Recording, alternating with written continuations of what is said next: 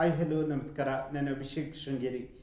ಇವತ್ತಿನ ಈ ಒಂದು ವಿಶೇಷ ಸಂದರ್ಶನದಲ್ಲಿ ಕೊಪ್ಪ ತಾಲೂಕಿನ ಮತ್ತೊಬ್ಬ ಯಶಸ್ವಿ ಉದ್ಯಮಿಯಾಗಿ ಅತ್ಯಂತ ಚಿಕ್ಕ ವಯಸ್ಸಿನಲ್ಲಿ ಉದ್ಯಮ ಕ್ಷೇತ್ರಕ್ಕೆ ಕಾಲಿಟ್ಟು ಅದರಲ್ಲಿ ಅತ್ಯಂತ ಯಶಸ್ವಿಯಾಗಿರುವಂಥವರು 15 ವರ್ಷಗಳ ಹಿಂದೆ ನಿಸರ್ಗ ಐಸ್ ಕ್ರೀಮನ್ನು ಪ್ರಾರಂಭ ಮಾಡಿ ನಿಸರ್ಗ ಫುಡ್ನ ಮೂಲಕ ಏನು ಪ್ರಾರಂಭ ಮಾಡುವುದರ ಜೊತೆಗೆ ನಿಸರ್ಗ ಐಸ್ ಕ್ರೀಮ್ ಅನ್ನುವಂಥದ್ದು ಎಲ್ಲದ ಕಡೆ ಈಗ ಅತ್ಯಂತ ಹೆಸರುವಾಸಿಯಾಗಿ ತಮ್ಮದೇ ಆದ ಒಂದು ಬ್ರ್ಯಾಂಡನ್ನು ಕ್ರಿಯೇಟ್ ಮಾಡಿರುವಂಥದ್ದು. ಜೊತೆಗೆ ಕಳೆದ 9 ವರ್ಷಗಳ ಹಿಂದೆ ನಿಸರ್ಗ ಐಸ್ ಕ್ರೀಮ್ ಮತ್ತು ಚಾಟ್ಸ್ ಅನ್ನುವ ಮತ್ತೊಂದು ಸಂಸ್ಥೆಯನ್ನು ಹುಟ್ಟುಹಾಕಿ ಅದರಲ್ಲೂ ಕೂಡ ಅತ್ಯಂತ ಯಶಸ್ವಿಯಾಗಿ ಮಲೆನಾಡು ಭಾಗದಲ್ಲಿಯೇ ಅತ್ಯಂತ ಒಂದು ತಮ್ಮದೇ ಆದಂತಹ ಒಂದು ಸ್ವಂತವಾದ ಬ್ರ್ಯಾಂಡನ್ನು ಕ್ರಿಯೇಟ್ ಮಾಡಿರುವಂತಹ ನಿಸರ್ಗ ಸಂಸ್ಥೆಯ ಮುಖ್ಯಸ್ಥರು ಆಗಿರುವಂತಹ ಶ್ರೀಯುತ ಹರೀಶ್ ಅವರು ನಮ್ಮ ಜೊತೆ ಇದ್ದಾರೆ. ಹರೀಶ್ ಅವರೇ, ಕಾರ್ಯಕ್ರಮಕ್ಕೆ ಆತ್ಮೀಯ ಸ್ವಾಗತ. ಸರಿ, ಹೇಗಿದ್ದೀರಾ? ಹರೀಶ್ ಅವರೇ, ಮೊದಲನೇದಾಗಿ ನಿಸರ್ಗ ಅನ್ನುವುದು ಒಂದು ಬ್ರ್ಯಾಂಡ್ ಆಗಿ ಈಗ ಮಲೆನಾಡು ಭಾಗದಲ್ಲಿ ಅತ್ಯಂತ ಚಿರಪರಿಚಿತವಾಗಿರುವಂಥದ್ದು ಹೇಗೆ ಅನಿಸ್ತಾ ಇದೆ? ಖುಷಿ ಇದೆ ಸರ್. ಯಾಕಂದರೆ ಈಗ ಒಂದು ಮಲೆನಾಡು ಭಾಗದಲ್ಲಿರುವಂತಹ ಒಂದು ಏಕೈಕ ಐಸ್ ಕ್ರೀಮ್ ಬ್ರ್ಯಾಂಡ್ ಅಂದರೆ ಅದು ನಿಸರ್ಗ ಆಗಿರುವಂಥದ್ದು. ಯಾವ ರೀತಿಯಾಗಿ ನಿಮ್ಮ ಒಂದು ಪ್ರೊಡಕ್ಷನ್ ನಡೀತಾ ಇದೆ? ಚೆನ್ನಾಗಿ ನಡೀತಾ ಇದೆ, ಈಗ ಪರವಾಗಿಲ್ಲ. ಅದು ಮಳೆಗಾಲದಲ್ಲಿ ಸ್ವಲ್ಪ ಕಡಿಮೆ ಇರುತ್ತೆ, ಸೀಸನ್ ಸ್ವಲ್ಪ ಬ್ಯುಸಿ ಆಗತ್ತೆ. ಚೆನ್ನಾಗಿದೆ, ನಡೀತಾ ಇದೆ. ಜನಗಳೆಲ್ಲ ಒಪ್ಕೊಂಡಿದ್ದಾರೆ, ಓಕೆ, ಎಲ್ಲರಿಗೂ ಇಷ್ಟ ಆಗಿದೆ. ಪರವಾಗಿಲ್ಲ, ನಡೀತಾ ಇದೆ, ಚೆನ್ನಾಗಿ. ಓಕೆ ಸರ್, ಈಗ ನಾನು ಒಂದೊಂದೇ ಕೇಳ್ತಾ ಹೋಗೋದಾದ್ರೆ ನಿಮ್ಮ 15 ವರ್ಷಗಳ ಹಿಂದೆ ನೀವು ನಿಸರ್ಗ ಐಸ್ ಕ್ರೀಮ್ ಇದನ್ನ ಪ್ರಾರಂಭ ಮಾಡ್ತೀರಾ. ಯಾವ ರೀತಿ ಇತ್ತು ಪ್ರಾರಂಭಿಕ ಹಂತದಲ್ಲಿ? ಎಷ್ಟು ಕಷ್ಟಕರವಾಗಿತ್ತು? ತುಂಬಾ ಕಷ್ಟ ಇತ್ತು ಸರ್. ನಾನಂದರೆ ಬೇಸಿಕಲಿ ನಾನು ಹಾಸನ್ ನಮ್ಮದು ಪ್ರಾಪರ್ಟಿಂದು, ಅಲ್ಲಿಂದ ಉಡುಪಿಲಿ ಕೆಲಸ ಮಾಡ್ತಾ ಇದ್ವಿ, ಒಂದು ಫ್ಯಾಕ್ಟ್ರಿ ಕಂಪ್ನಿಲಿ ಕೆಲಸ ಮಾಡ್ತಾ ಇದ್ವಿ. ಓಕೆ, ನಾನು ಡ್ರೈವರ್ ಆಗಿ ನಾನು ಕೆಲಸ ಮಾಡೋಕ್ಕೆ ಶುರು ಮಾಡಿದ್ದು. ಯಾವ್ದು ಇದರಲ್ಲಿ? ಉಡುಪಿಯಲ್ಲಿ ಒಂದು ಲೋಕಲ್ ಐಸ್ ಕ್ರೀಮ್ ಕಂಪ್ನಿಯಲ್ಲಿ. ಓಕೆ, ಅಲ್ಲಿಂದ ಮತ್ತೆ ಕೊಪ್ಪ ಕಡೆಗೆಲ್ಲ ಈ ಕಡೆ ವ್ಯಾಪಾರಕ್ಕೆಲ್ಲ ಬರ್ತಾ ಇದ್ವಿ. ಕೊಪ್ಪ ಊರು ಇಷ್ಟ ಆಯಿತು. ಓಕೆ, ಇಲ್ಲಿ ಏನಾದ್ರು ಒಂದು ಮಾಡಬೇಕು ಅಂತ ಅನ್ನಿಸ್ತು. ಓಕೆ, ಅಂದರೆ ಈಗ ಐಸ್ ಕ್ರೀಮ್ ಬಿಸ್ನೆಸ್ನ ಮಾಡಬೇಕು ಅನ್ನೋ ಒಂದು ಕಲ್ಪನೆ ಬಂದಿದ್ದು ಯಾವಾಗ? ಅಂದರೆ ಆ ಫೀಲ್ಡ್ ಅದೇ ಆಗಿತ್ತು. ಓಕೆ, ನಾನು ವರ್ಕ್ ಮಾಡ್ತಿದ್ದ ಫೀಲ್ಡ್ ಅದೇ ಆಗಿತ್ತು. ಹಾಗಾಗಿ ಅದರಲ್ಲೇ ಮುಂದುವರಿಬೇಕು ಅಂತ ನಂಗೆ ಗೊತ್ತಿದ್ದದು ಅಂತಲ್ವಾ. ಮತ್ತು ಬೇರೆ ಉದ್ಯೋಗ ಬೇರೆ ಯಾವುದು ಗೊತ್ತಿರಲಿಲ್ಲ, ಮತ್ತು ಓದಿದ್ದು ಕಡಿಮೆ ಇತ್ತು. ಹಾಗಾಗಿ ಇದರಲ್ಲೇ ಮುಂದುವರ್ಸ್ಕೊಂಡು ಹೋಗ್ಬೋದೇನೋ ಅದ್ರ ಗ್ಯಾರಂಟಿ ಇತ್ತು. ನಾ ಇದರಲ್ಲಿ ಏನಾದ್ರು ಮಾಡ್ಬೋದಾ ಆ ಥರ ಒಂದು ಮೈಂಡಿಗೆ ಬಂತು. ಓಕೆ, ಮಾಡೋಣ ಇದರಲ್ಲಿ ಏನಾದರೂ. ನಾ ಇದೇ ಮಾಡ್ಕೊಂಬಂದಿದ್ದೀನಿ, ಗೊತ್ತಿರೋ ಉದ್ಯೋಗ ಅಲ್ವ, ನಡೆಸ್ಕೊಂಡು ಹೋಗ್ಬೋದೇನೋ. ಸಣ್ಣ ಮಟ್ಟಕ್ಕೆ ಪ್ರಾರಂಭ ಮಾಡಿದ್ದು. ಓಕೆ, ಮೊದಲು ನೀವು ಪ್ರಾರಂಭ ಮಾಡಿದ್ದು ಕೊಪ್ಪದಲ್ಲಿ. ನಿಮ್ಮ ಒಂದು ಫ್ಯಾಕ್ಟ್ರಿ ಇರುವಂಥದ್ದು. ಎಷ್ಟು ಜನ ಕೆಲಸಗಾರರಿಂದ ನಿಮ್ಮ ಒಂದು ಇದು ಪ್ರಾರಂಭ ಮಾಡಿದ್ದು? 2 ಮೆಂಬರ್ಸ್. 2 ಮೆಂಬರ್ಸ್. ಅಂದರೆ ಪ್ರಾರಂಭ 15 ವರ್ಷಗಳಿಂದ ನೀವು ಫ್ಯಾಕ್ಟ್ರಿ ಮಾಡಿದ್ದೀರಿ? ಹೌದು ಹೌದು. ಓಕೆ, ಆ ಪ್ರಾರಂಭಿಕ ಹಂತದಲ್ಲಿ ಫ್ಯಾಕ್ಟ್ರಿ ಮಾಡೋ ಸಂದರ್ಭದಲ್ಲಿ, ಯಾಕಂದರೆ ಈಗ ಬ್ರ್ಯಾಂಡ್ ಕ್ರಿಯೇಟ್ ಆಗಿರುವಂಥದ್ದು ಬೇರೆ, ಆದರೆ ಆ ಪ್ರಾರಂಭಿಕ ಹಂತದಲ್ಲಿ ಮಾರ್ಕೆಟಿಂಗ್ ಬಾರಿ ಕಷ್ಟಕರವಾಗಿರುತ್ತೆ. ಯಾವ ರೀತಿ ಇತ್ತು ಮಾರ್ಕೆಟ್ ಅವಾಗ? ಮಾರ್ಕೆಟ್ ರೇಟ್ ಎಲ್ಲ ಸ್ವಲ್ಪ ಕಡಿಮೆ, ತುಂಬ ಕಡಿಮೆಯಲ್ಲಿ ಸ್ವಲ್ಪ ಕಷ್ಟ ಆಗ್ತಿತ್ತು. ಮತ್ತು ಐಸ್ ಕ್ರೀಮ್ ಇಷ್ಟು ಪ್ರಚಾರ ಇರಲಿಲ್ಲ. ಓಕೆ, ಐಸ್ ಕ್ರೀಮ್ ಸ್ವಲ್ಪ ನಾವೇ ಹೋಗಿ ಎಲ್ಲದಕ್ಕೂ ಜಾತ್ರೆಗಳು ಕಳಿಸೋದ್ರಿಂದ ಹಿಡಿದು ಎಲ್ಲದಕ್ಕೂ ನಮ್ಮ ಇನ್ವಾಲ್ವ್ಮೆಂಟಲ್ಲೇ ಹೋಗಬೇಕಿತ್ತು. ಓಕೆ, ಮತ್ತು ಇಂಟ್ರೆಸ್ಟ್ ಫಸ್ಟ್ ಈ ಕೆಲಸಕ್ಕೆ ಯಾರು ಬರ್ತಿರ್ಲಿಲ್ಲ. ಜಾತ್ರೆ ಫೀಲ್ಡ್ ಅಲ್ವಾ, ಜಾತ್ರೆಗೆಲ್ಲ ಜಾಸ್ತಿ ಹೋಗ್ತಿದ್ದೆ. ಜಾತ್ರೆಗೆ ಆದರೆ ಔಟ್ಲೆಟ್ ಎಲ್ಲ ಸ್ಟಾರ್ಟ್ ಆಗಿದೆ, ಅವಾಗೆಲ್ಲ ಜಾತ್ರೆಗೆ ಮಾತ್ರ ಹೋಗ್ತಿದ್ದು. ಅದಕ್ಕೆಲ್ಲ ಆ ಫೀಲ್ಡಿಗೆ ಯಾರೂ ಬರ್ತಿರ್ಲಿಲ್ಲ, ಸ್ವಲ್ಪ ಲೇಬರ್ ಪ್ರಾಬ್ಲಮ್ ಅದೆಲ್ಲ ಇತ್ತು. ಓಕೆ, ಒದ್ದಾಡ್ಕೊಂಡು ಮಾಡಿದ್ವಿ. ಅವಾಗ ಕಷ್ಟ ಇತ್ತು. ಕಷ್ಟ ಅಂದರೆ ಈ ಒಂದು ಸಂಸ್ಥೆಯನ್ನು ಕೊಪ್ಪಲ್ಲಿ ಪ್ರಾರಂಭ ಮಾಡಿದ ಸಂದರ್ಭದಲ್ಲಿ ಹಂತ ಹಂತವಾಗಿ ಬೆಳೀತಾ ಬಂದಿರುವಂಥದ್ದು. ಆ ಪ್ರಾರಂಭಿಕವಾಗಿ ನಿಮ್ಮ ಒಂದು ಏನು ನಿಸರ್ಗ ಐಸ್ ಕ್ರೀಮ್ ಇದರಲ್ಲಿ ಯಾವೆಲ್ಲ ಐಸ್ ಕ್ರೀಮ್ಗಳನ್ನ ನೀವು ಪ್ರಾರಂಭಿಕ ಹಂತದಲ್ಲಿ ಸ್ಟಾರ್ಟಿಂಗ್ ಮಾಡ್ತಾ ಇದ್ದೀರಿ? ಸ್ಟಾರ್ಟಿಂಗಲ್ಲಿ ಅಂದರೆ ಈಗ ಈ ಸಣ್ಣ ಈ candy, okay, cup ice cream, chocobar, okay, ಒಂದು 5-6 ವೆರೈಟಿ ಇತ್ತು ಅಂತ. ಓಕೆ, ಈಗ ನಿಮ್ಮಲ್ಲಿ ಎಷ್ಟು ವೆರೈಟಿ ಐಟಮ್ಗಳು? 25-30. ಓಕೆ, ಅಂದರೆ ಮೇಯ್ನಾಗಿ ನಿಮ್ಮ ಒಂದು ಸಂಸ್ಥೆ, ನಿಮ್ಮ ಒಂದು ನಿಸರ್ಗ ಐಸ್ ಕ್ರೀಮ್ ಇದರಲ್ಲಿ ಯಾವೆಲ್ಲ ಇದು ಸಿಗುತ್ತೆ, ಪ್ರಾಡಕ್ಟ್ ಸಿಗುತ್ತೆ? ಐಸ್ ಕ್ರೀಮಲ್ಲಿ ಕ್ಯಾಂಡಿ ಐಟಮ್ಸಲ್ಲಿ ಸುಮಾರು ಫ್ಲೇವರ್ಸ್ ಇದೆ. ಕ್ಯಾಂಡಿ ಐಟಮಲ್ಲಿ ಬರುತ್ತೆ, ಬಾರ್ ಐಟಮ್ಸು, ಅದು ಬಿಟ್ಟರೆ ಐಸ್ ಕ್ರೀಮ್ಸಲ್ಲಿ ಫ್ಲೇವರ್ಗಳು ತುಂಬ ಇದೆ. ಆಲ್ಮೋಸ್ಟ್ ಎಲ್ಲ ಐಟಮ್ ಇದೆ. ಓಕೆ, ಮಾಡ್ತಾ ಇದ್ವಿ ನ್ಯಾಚುರಲ್ ಆಗಿ. ಅಂದರೆ ಚಿಕ್ಕು ಮತ್ತು ಪೇರ್ಲೆ ಒಂದು ಸ್ಟಾರ್ಟ್ ಮಾಡೋದು, ಚೆನ್ನಾಗಿದೆ. ಓಕೆ, ಎಲ್ಲರೂ ಇಷ್ಟಪಟ್ಟಿದ್ದಾರೆ. ಅಂದರೆ ಈಗ ಈಗ ಜನರಿಗೆ ಕೆಲವೊಂದು ಐಸ್ ಕ್ರೀಮ್ಗಳ ಬಗ್ಗೆ ಹೆಚ್ಚಿನದಾಗಿ ಆಸಕ್ತಿ ಇರುತ್ತೆ. ನಿಮ್ಮ ಒಂದು ಇದರಲ್ಲಿ ಯಾವ ಒಂದು ಬ್ರ್ಯಾಂಡ್ಗೆ ಹೆಚ್ಚಿನದಾಗಿ ಜನ, ಅಂದರೆ ಯಾವ ಒಂದು ಪ್ರಾಡಕ್ಟಿಗೆ ಹೆಚ್ಚಿಗೆ ಇದು ಮಾಡ್ತೀವಿ ಅಂದರೆ ಇಂಟ್ರೆಸ್ಟಿಂಗಲ್ಲಿ ತಗೊಳ್ತಾರೆ? ನ್ಯಾಚುರಲ್ ಫ್ಲೇವರ್ ಚೆನ್ನಾಗಿದೆ, ಅದಕ್ಕೆ ಜನರು ಸ್ವಲ್ಪ ಇಷ್ಟಪಡ್ತಿದ್ದಾರೆ. ನ್ಯಾಚುರಲ್ ಫ್ಲೇವರ್ ಚಿಕ್ಕು ಮತ್ತು ಪೇರ್ಲೆ ಎಲ್ಲ. ಓಕೆ, ಅದು ಈಗ ನೀವು ಫಂಕ್ಷನ್ಗೆಲ್ಲ ತುಂಬ ಹೋಗುತ್ತೆ. ಫಂಕ್ಷನ್ ಅಂದರೆ ಈಗ ನಿಮ್ಮ ಒಂದು ಪ್ರಾಡಕ್ಟ್ ಮಾಡೋ ಸಂದರ್ಭದಲ್ಲಿ ಅದನ್ನ ನೀವು ಮಾರ್ಕೆಟಿಂಗ್ ಮಾಡಬೇಕಾಗುತ್ತೆ. ಅದು ನಿಮ್ಮ ಹತ್ರ ಈಗ ಎಷ್ಟು ಜನ ಈಗ ನೀವೀಗ ಬೇರೆ ಬೇರೆ ಅಂಗಡಿಗಳಿಗೆ, ಹೋಟೆಲ್ಗಳಿಗೆ, ಬೇರೆ ಬೇರೆಗೆಲ್ಲ ಇದು ಮಾಡ್ತೀರಾ, ಅಂದಾಜು ಎಷ್ಟು ಒಂದು ತಿಂಗಳಿಗೆ ಎಷ್ಟು ಪ್ರಾಡಕ್ಟ್ ಇದಾಗುತ್ತೆ? ಒಂದು 5,000ದಿಂದ 10,000ವರೆಗೆ ಪ್ರಾಡಕ್ಟ್ ಪರ್ ಡೇ ಆಗುತ್ತೆ. ಪರ್ ಡೇನೇ ಮಾಡ್ತೀವಿ. ಓಕೆ. ಕಪ್ಸ್ ಸೀಸನ್ಲೆಲ್ಲ ಆದರೆ ಜಾಸ್ತಿನೇ ಆಗುತ್ತೆ. ಓಕೆ. ಒಂದು ದಿವಸಕ್ಕೇನೋ ಒಂದು 25-30 ಸಾವಿರ ಕಪ್ಸ್ ಆಗಲಿ ಬೇರೆ ಐಟಮ್ ಎಲ್ಲ ಕೌಂಟಿಂಗ್ ತಗೊಂಡು ಒಂದು 25,000 ಮೇಲೇ ಹೋಗುತ್ತೆ. ಓಕೆ. 25ರಿಂದ 50,000ವರೆಗೂ ಹೋಗಿದೆ. ಓಕೆ. ಸೀಸನ್. ಒಂದು ಸಂಸ್ಥೆಯಲ್ಲಿ ಬೆಳೀತಾ ಹೋದಾಗೆ ಅಲ್ಲಿನ ವರ್ಕರ್ಸ್ ಕೂಡ ಅಷ್ಟೇ ಪ್ರಮುಖವಾದ ಪಾತ್ರವನ್ನು ವಹಿಸ್ತಾರೆ. ಅಂದರೆ ಆ ವರ್ಕರ್ಸ್ಗಳು ಹತ್ತು ಎಷ್ಟು ಜನ ನಿಮ್ಮ ಒಂದು ಸಂಸ್ಥೆಯಲ್ಲಿ ವರ್ಕ್ ಮಾಡ್ತಾ ಇದ್ದಾರೆ? ಈಗ ಒಂದು 35 ಜನ ಇದ್ದಾರೆ ಟೋಟಲ್. ಒಂದು ಫುಡ್ಸಲ್ಲಿ ಮತ್ತು ಫ್ಯಾಕ್ಟ್ರಿ ಎರಡು ಕಡೆ ಸೇರಿ. ಓಕೆ. ಒಂದು ಸ್ಟಾರ್ಟಿಂಗಿಂದ ಇದ್ದವರು ಇದ್ದಾರೆ ನಮ್ಮ ಜೊತೆಗೆ. ಮನೆಯವ್ರ ಥರನೇ ಇದ್ದಾರೆ. ಅಂದರೆ ಈಗ ನೀವು ಫಸ್ಟ್ ಡೇ ಏನು ಶುರು ಮಾಡಿದ್ರಿ ಫ್ಯಾಕ್ಟ್ರಿ, ಅವತ್ತು ಕೆಲಸ ಮಾಡಿದಂಥ ವರ್ಕರ್ಸ್ ಈಗಲೂ ಇದ್ದಾರಾ? ಫಸ್ಟ್ ಡೇ ಸ್ಟಾರ್ಟ್ ಆಗಿಂದ ಇಲ್ಲ, ಒಂದು ವರ್ಷ 6 ತಿಂಗಳು ಕಳೆದ ಮೇಲೆ ಬಂದಂಥ ಹುಡುಗರು ಇದ್ದಾರೆ, ಈಗಲೂ ಇದ್ದಾರೆ. ಓಕೆ. ಓಕೆ. ಅವ್ರು ಯಾವ ರೀತಿಯಾಗಿ ನಿಮ್ಮ ಜೊತೆ ಯಾಕಂದರೆ ಈಗ ಈಗಿನ ಇದು ಸಂದರ್ಭ ನೋಡಿದ್ರೆ 1 ವರ್ಷ 2 ವರ್ಷಕ್ಕೆ ವರ್ಕರ್ಗಳು ಬಿಟ್ಟು, ಆದರೆ 14-15 ವರ್ಷಗಳಿಂದ ಜೊತೆಗಿದ್ದಾರೆ. ಯಾವ ರೀತಿಯಾದ ಬಾಂಡಿಂಗ್ ಇದೆ ನಿಮ್ಮ ಜೊತೆ? ಬಾಂಡಿಂಗ್ ತುಂಬ ಚೆನ್ನಾಗಿದೆ ಸರ್. ನಮ್ಮ ಅಣ್ಣ ತಮ್ಮದಿರು ಆ ಥರ ಇರಲ್ಲ. ಯಾಕಂದರೆ ನೀವು ಯಶಸ್ಸು ಪಡೆದಿರೋದು ಒಂದಾದರೆ, ಆ ಯಶಸ್ಸಿನಲ್ಲಿ ಅವರ ವರ್ಕರ್ಸ್ಗಳು ಕೂಡ ಅಷ್ಟೇ ಪಾತ್ರವನ್ನು ವಹಿಸ್ತಾರೆ. ಅವ್ರ ಪಾಲಿದೆ. ಈಗ ನಂದೆಷ್ಟು ಪಾಲಿದೆ ಅದರದ ಅರ್ಧ ಪಾಲು ಅವ್ರದ್ದಿದೆ. ಕರೆಕ್ಟ್. ಒಳ್ಳೆ ಸಪೋರ್ಟ್ ಇದ್ದಾರೆ. ಮತ್ತು ಯಾವ ಕೆಲಸ ಇದ್ರು ಅವ್ರ ಮನೆ ಕೆಲಸ ಅನ್ನಂಗೆ ಮಾಡ್ಕೊಂಡು ಹೋಗ್ತಾರೆ. ನಾನು ಬೇಕಂತಿಲ್ಲ, ನಾನು ಇಲ್ಲದೇ ಇದ್ರು ಫ್ಯಾಕ್ಟ್ರಿ ಕೆಲಸ ನಡೀತಾ ಇರುತ್ತೆ. ಜವಾಬ್ದಾರಿ ತುಂಬ ತಗೊಳ್ತಾರೆ. ಹರಿಚೂರ್ ಅದರ ಜೊತೆಯಲ್ಲಿ ನಿಮ್ಮ ಒಂದು ನಿಸರ್ಗ ಇದು ಯಾವ ಮಲೆನಾಡು ಭಾಗ ಸೇರಿದಂತೆ ಯಾವ್ಯಾವ ತಾಲೂಕುಗಳು ಅಥವಾ ಯಾವ್ಯಾವ ವ್ಯಾಪ್ತಿಗೆ ಈಗ ವಿಸ್ತಾರ ಮಾಡಿದ್ದೀರಾ? ಔಟ್ಲೆಟಿಗೆ ಭದ್ರಾವತಿವರೆಗೆ ಇದೆ. ಭದ್ರಾವತಿ ಒಂದು ಔಟ್ಲೆಟ್ ಇದೆ. ಒಂದು ಔಟ್ಲೆಟ್ ಇದೆ. ಅದು ಬಿಟ್ಟರೆ ಮತ್ತು ಭದ್ರಾವತಿ ನಿಯರ್ ಈ ಕಡೆ ರೂಟಲ್ಲೇ ಇದೆ.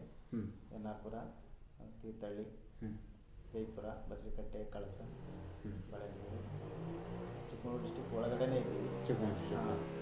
ಮುಂದಿನ ದಿನಗಳಲ್ಲಿ ಏನಾದರೂ ಕೂಡ ಇನ್ನೂ ಕೂಡ ಬಿಸ್ನೆಸ್ನ ಈಗ ದೊಡ್ಡ ಮಟ್ಟದಲ್ಲಿ ಮಾಡುವ ಪ್ಲಾನ್ ಇದೆಯಾ? ಪ್ಲಾನ್ ಮಾಡಬೇಕಂತ ಇದೆ, ರಿಕ್ವೈರ್ಮೆಂಟ್ ಇದೆ.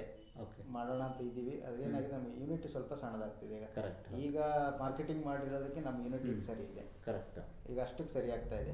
ನನಗೆ ಮಾರ್ಕೆಟಿಂಗ್ ಜಾಸ್ತಿ ಮಾಡ್ಕೊಂಡು ನಾನು ಯೂನಿಟ್ ದೊಡ್ಡ ಮಾಡ್ಕೊಳ್ಬೇಕಾದ್ರೆ ಅದು ಸಾಕಾಗಲ್ಲ.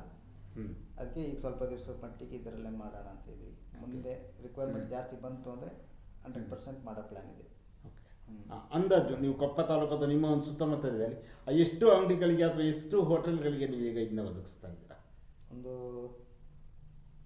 150-200. 150-200. ಇದು ಬಿಟ್ಟು ನೀವು ಮದುವೆ ಸಮಾರಂಭಗಳಿಗೆ ಅದಕ್ಕೂ ಕೂಡ ನೀವು ಆರ್ಡರ್ಗಳನ್ನ ತಗೊಳ್ತೀರಾ? ಕೊಡ್ತಾ ಇದೀವಿ. ಸರ್ವಿಸ್ ಕೊಡ್ತಾ ಇದೀವಿ. ಅದು ನಮ್ಮ ಫ್ಯಾಕ್ಟ್ರಿ ಮುಖಾಂತರನೇ ಕೊಡ್ತೀವಿ. ಯಾವ ಡಿಸ್ಟ್ರಿಬ್ಯೂಷನ್ ಇಲ್ಲ, ಅದಕ್ಕೆ ಡೈರೆಕ್ಟಾಗಿ ಕೊಡ್ತಾ ಇದೀವಿ. ಉಳಿದಿದ್ದಕ್ಕೆಲ್ಲ ಡಿಸ್ಟ್ರಿಬ್ಯೂಷನ್ಸ್ ಇದೆ? ಡಿಸ್ಟ್ರಿಬ್ಯೂಷನ್ ಈಗ ಕೊಡಲಿಲ್ಲ ನಾವು. ಯೂನಿಟ್ ಸಣ್ಣದಿರೋದ್ರಿಂದ ನಮಗೆ ಡಿಸ್ಟ್ರಿಬ್ಯೂಷನ್ ಕೊಡೋಕ್ಕಾಗೋದಿಲ್ಲ ಈಗ. ಹಂಗಾಗಿ ಈಗ ನಮ್ಮದೇ ಡಿಸ್ಟ್ರಿಬ್ಯೂಷನ್, ಮಾರ್ಕೆಟಿಂಗ್, ಮ್ಯಾನುಫ್ಯಾಕ್ಚರಿಂಗ್, ಮಾರ್ಕೆಟಿಂಗ್ ನಮ್ಮದೇ ಇದೆ. ಓಕೆ. ಅದರ ಜೊತೆಲಿ ನಾನು ಖುದ್ದಾಗಿ ನೋಡಿದ ಪೈಕಿ ಕೊಪ್ಪ ಆಗಿರ್ಬೋದು, ಶೃಂಗೇರಿ, ಎನ್ನಾರ್ಪುರ ಬೇರೆ ಬೇರೆ ಭಾಗಗಳಿಗೆ ಹೋದಾಗ ಯಾವುದೇ ಕ್ರೀಡಾಕೂಟ ನಡೀಲಿ ಅಥವಾ ಯಾವುದೇ ಒಂದು ಸಾಂಸ್ಕೃತಿಕ ಕಾರ್ಯಕ್ರಮ ಆಗಲಿ, ಧಾರ್ಮಿಕ ಯಾವುದೇ ಕಾರ್ಯಕ್ರಮಗಳಾದರೂ ಕೂಡ ನಿಸರ್ಗ ಐಸ್ ಕ್ರೀಮ್ ಮತ್ತು 4-5 ಗಾಡಿಗಳು ನಿಂತಿರ್ತವೆ. ಹೇಗನ್ಸುತ್ತೆ ನಿಮ್ಗೊಂದ್ಸರಿ ಅವನ್ನೆಲ್ಲ ನೋಡಿದಾಗ? ಒಂದ್ಸಲ ಸ್ಟಾರ್ಟಿಂಗಲ್ಲಿ ಇದ್ದಾಗ ಒಂದು ಗಾಡಿ ನಮ್ಮ ದೂರದಿಂದ ತಗೊಬಂದು ಐಸ್ ಕ್ರೀಮ್ ಮಾರಾಟ ಮಾಡ್ತಿದ್ವಿ. ಓಕೆ. ಒಂದು ಗಾಡಿ ನಾನೇ ಬರ್ತಿದ್ದೆ, ನಾನೇ ಹೋಗ್ತಿದ್ದೆ. ಅವಾಗ ಐಸ್ ಕ್ರೀಮ್ ಅದು ಇರಲಿಲ್ಲ, ಈ ಕಡೆ ಕಡಿಮೆ ಇತ್ತು.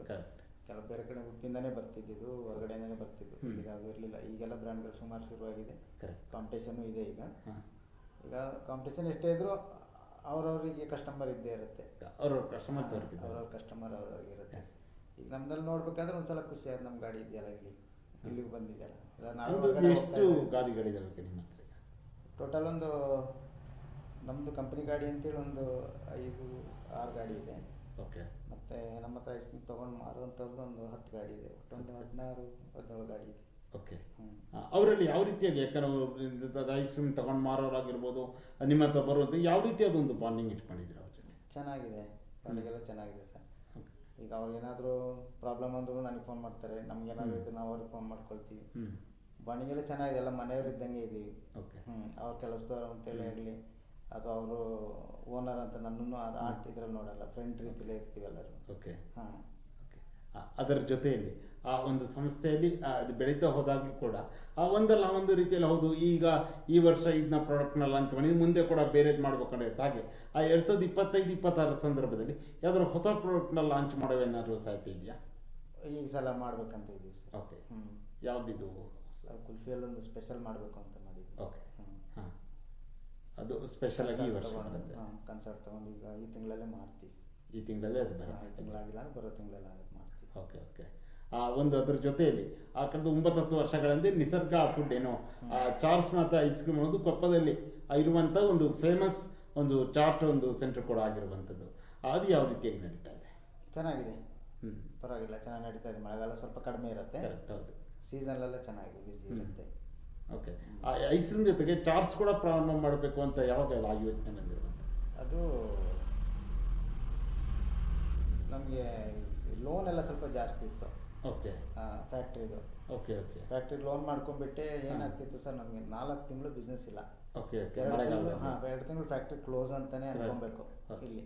ಈ ಸಲ ಹಂಗೆ ಆಯಿತು, ಯಾವಾಗಲೂ ಹಂಗೆ 2 ತಿಂಗಳು ಫ್ಯಾಕ್ಟ್ರಿ ಕ್ಲೋಸು, ಮತ್ತು 3 ತಿಂಗಳು ಅನ್ ಸೀಸನ್ ಅಂತ ಆಗುತ್ತೆ, ಒಂದು 6 ತಿಂಗಳು ಸೀಸನ್ ಅಂತ ಆಗುತ್ತೆ. ಅದರಲ್ಲಿ 3 ತಿಂಗಳು ಮಳೆಗಾಲ, 3 ತಿಂಗಳು ಅನ್ ಸೀಸನ್ನು, ಒಂದು 6 ತಿಂಗಳು ಬಿಸ್ನೆಸ್ ಸಿಕ್ಕತ್ತೆ. ಆ 6 ತಿಂಗಳಿಂದ 1 ವರ್ಷಕ್ಕೆ ಡಿವೈಡ್ ಮಾಡ್ಕೊಂಡು ಮ್ಯಾನೇಜ್ ಮಾಡಬೇಕು. ಅದೊಂಚೂರು ಕಷ್ಟ ಆಗ್ತಿತ್ತು ನನಗೆ. ಅದಕ್ಕೆ ಮಳೆಗಾಲಕ್ಕೆ ನನಗೆ ಲೋನ್ ಕಟ್ಟೋಕ್ಕೆ ಅದಕ್ಕೆಲ್ಲ ಒಂದು ಅಮೌಂಟ್ ಕಡಿಮೆ ಆಗ್ತಿತ್ತು.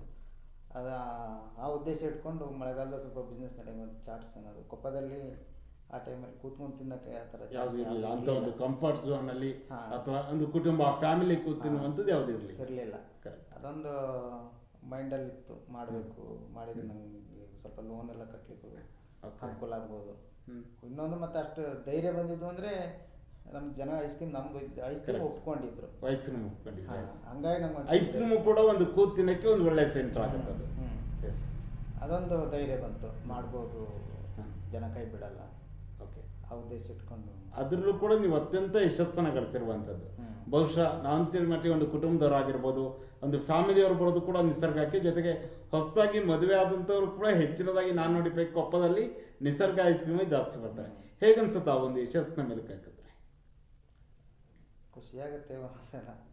ಒಂದೊಂದ್ಸಲ ಅನ್ಸುತ್ತೆ ಇದು ನಾನು ಮಾಡಿದ್ದು ಹೌದಾ ಅಂತ ನನಗೆ ಅನ್ಸುತ್ತೆ. ದೇವ್ರು ನಡೆಸ್ಕೊಂಡು ಬರ್ತೇನೆ, ಪರವಾಗಿಲ್ಲ, ಇಲ್ಲಿವರೆಗೆ ತಂದನಲ್ಲ ದೇವ್ರು, ಖುಷಿಯಾಗುತ್ತೆ. ಓಕೆ, ಆದ್ರೆ ಸರ್ ಅದ್ರ ಜೊತೆಯಲ್ಲಿ ಆ ನಿಸರ್ಗ ಚಾಟ್ಸಲ್ಲಿ ಏನೆಲ್ಲ ಜನರಿಗೆ ಹೆಚ್ಚಿನದಾಗಿ ಅಂದರೆ ಯಾವ ರೀತಿಯಾದ ಪ್ರಾಡಕ್ಟಲ್ಲಿ ನಡೀತಾ ಇದೆ?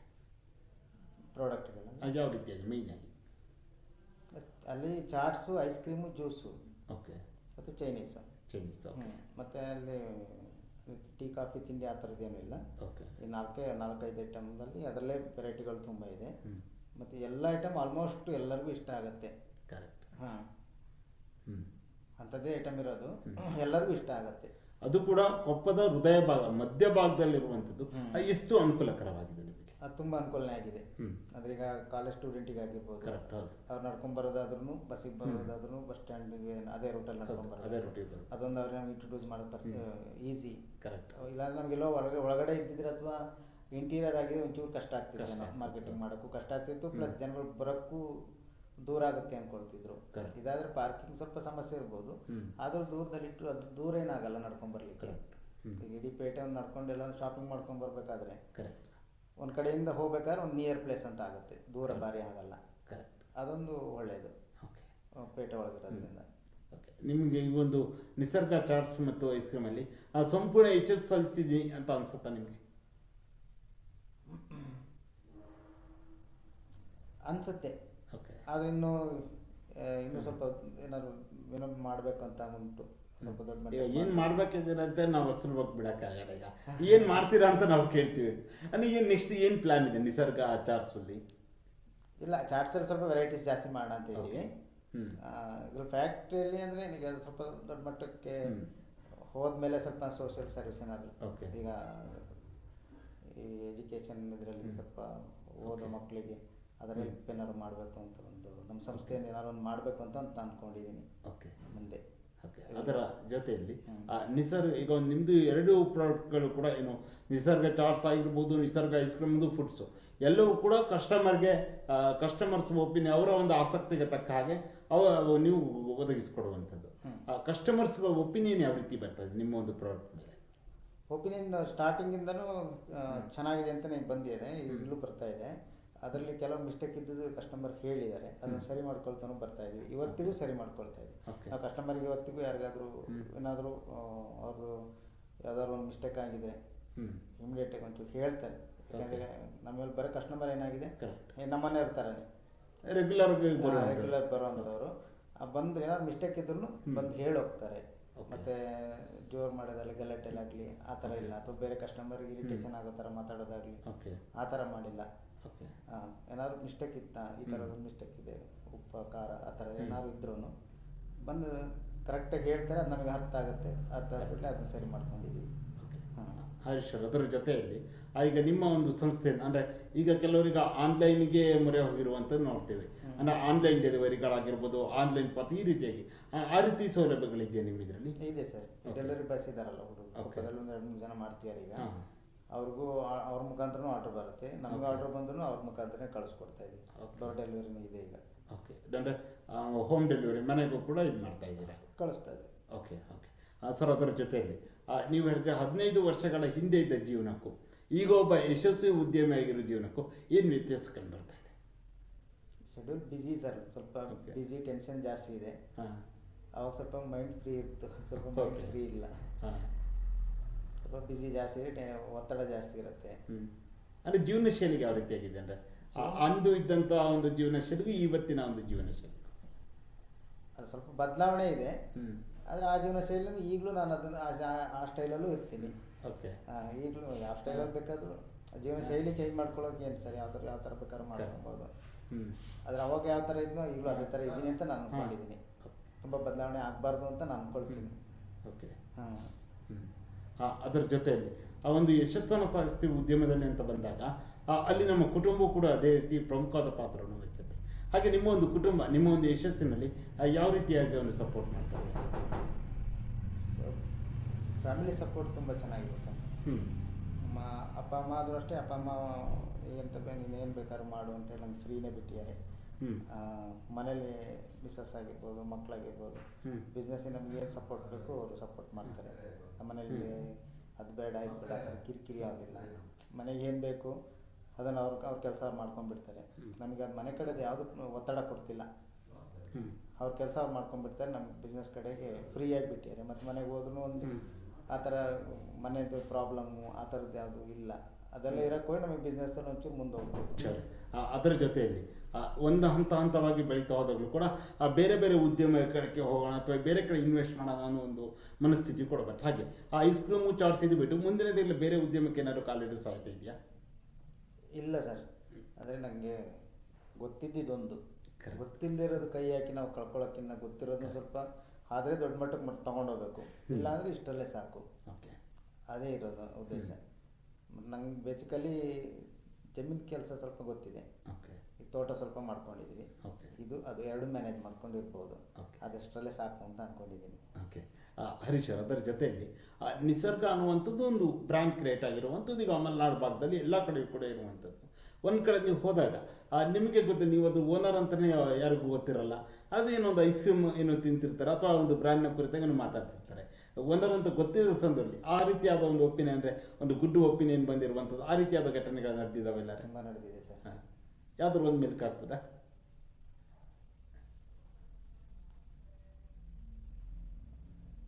ತುಂಬ ನಡೆದಿದೆ. ಹಂಗೆ ಊಟ ಫಂಕ್ಷನ್ ಹೋದಾಗನೇ ಐಸ್ ಕ್ರೀಮ್ ತಿಂತಾಯಿದ್ರು, ಊಟ ಮಾಡ್ತಾಯಿದ್ವಿ. ನಾನು ನನ್ನ ಫ್ರೆಂಡ್ ಇದ್ವಿ, ಅವಾಗ ಬೇರೆಯವರು ಊಟ ಮಾಡ್ತಾಯಿದ್ರು. ಎಲ್ಲಿದೆ ಐಸ್ ಕ್ರೀಮ್ ಭಾರಿ ಚೆನ್ನಾಗಿದೆ ಅಂತಂದರು. ನಮ್ಮ ಎದುರುಗಡೆನೇ ಹೇಳಿದರು, ನಮ್ಮ ಎದುರುಗಡೆನೇ ಕೂತಿದ್ದವರು. ಅವಾಗ ಇವ್ರು ನಮ್ಮ ಫ್ರೆಂಡ್ ಗೊತ್ತಿದ್ದವರು, ಇದು ಕೊಪ್ಪದಿರ್ಬೇಕು ಮಾರ್ರೆ, ಕೊಪ್ಪದಿರಬೇಕು ಅಂತ ಹೇಳಿದರು. ಮತ್ತು ಪರವಾಗಿಲ್ಲ ಐಸ್ ಕ್ರೀಮ್ ಚೆನ್ನಾಗಿದೆ ಅಂತ ಹೇಳಿದರು. ಮತ್ತು ನಾವಲ್ಲಿ ಹೇಳ್ಕೊಳ್ಳಿಲ್ಲ, ಅವರು ಏನೂ ಹೇಳಿಲ್ಲ. ಮತ್ತು ಹೊರಗಡೆ ಬಂದಾಗ ಮಾತಾಡಿದ್ವಿ, ಅವತ್ತು ಗೊತ್ತಾಗಿಲ್ಲ ಅವರಿಗೆ. ಈ ರೀತಿ ಘಟನೆಗಳು ನಡೆದಿರ್ತವೆ. ಓಕೆ ಹರೀಶ್ ಅವರೇ, ನಿಮ್ಮ ಒಂದು ಉದ್ಯಮದಲ್ಲಿ ಅತ್ಯಂತ ಈಗ ನಿಸರ್ಗ ಅನ್ನುವಂಥದ್ದು ಬ್ರ್ಯಾಂಡ್ ಆಗಿರುವಂಥ ಚಾರ್ಜ್ ಕೂಡ ಅತ್ಯಂತ ಯಶಸ್ಸಾಗಿರುವಂಥದ್ದು. ನಿಮ್ಮ ಬಳಿ ಬಂದೊಂದು ಕಸ್ಟಮರ್ಸ್ಗಳಿಗೆ, ಯಾಕಂದರೆ ಯಶಸ್ಸಿನಲ್ಲಿ ಆ ಉದ್ಯಮ ಕಸ್ಟಮರ್ಸ್ ಕೂಡ ಬಹಳ ಅವ್ರು ಬಂದಾಗಲೇ ಒಂದು ಉದ್ಯಮ ಯಶಸ್ಸಾಗಕ್ಕೆ ಸಾಧ್ಯ. ಅಂಥದ್ರಲ್ಲಿ ಆ ಕಸ್ಟಮರ್ಸ್ಗಳಿಗೆ ಒಬ್ಬ ಯಶಸ್ವಿ ಉದ್ಯಮಿಯಾಗಿ ಏನು ಹೇಳಕ್ಕೆ ಬಯಸ್ತೀರಾ?